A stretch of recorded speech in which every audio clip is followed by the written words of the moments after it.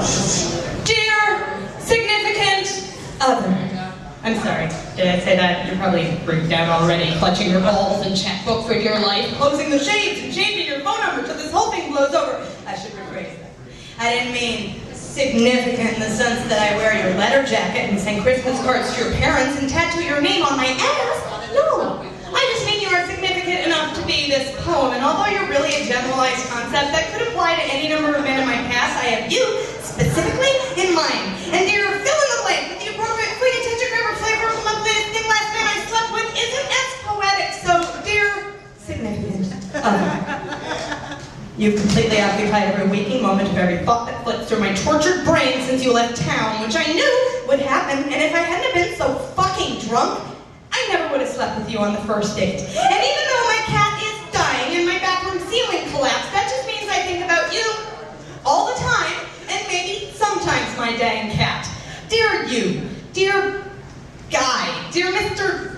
Stuff, how I love those careless black ringlets that cascade around your eyes. God, if you only knew what a weakness I have for hair exactly like that. I love the pile of poetry books you left as a parting gift with personalized inscriptions I have already picked apart into cryptic secret love messages to me. You see, I have this thing, this problem, where I am emotionally incapable of meaningless casual sex because 4 days later you haven't left my brain for one blessed moment of peace. And that's really a disproportionate amount of time to justify one night's activity. And at 40, I have identified 5 test signs in men to foreshadow romantic doom, all of which you pass. There is no glimmer of hope I am aware of. Oh my God, you are making me end sentences with prepositions. I have a dying cat, a career that needs constant vigilance, a crippling load of debt to be dealt with, and I check my email 7 times a day just in case you'd written. And even though you gave me that weird hug goodbye that did not involve your shoulders, I'm running scenarios through my mind that you're waiting the appropriate 4 days to call and confess your adoration, or you'll show up at my door later because you haven't stopped thinking about me for a second. And I'm not saying this is the greatest love the world has ever known. I'm not taking out China patterns or practicing my name as Mrs. Significant. I'm simply grasping for any shred of evidence to keep me from feeling so cheap and situational.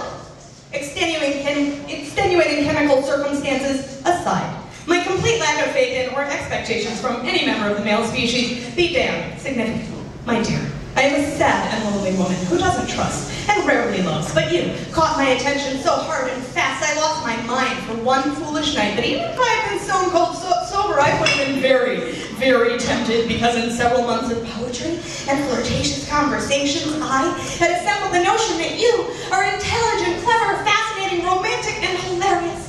This might have really meant something. But I did it again. Got all ahead of myself. Gave you an advance at a low, low price, all wrapped up in shiny department store paper, and now I'm eating myself alive with this regret. Yeah!